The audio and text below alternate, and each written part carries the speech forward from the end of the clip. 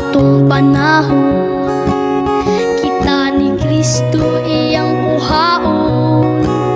mga patay iyang banhawon, ug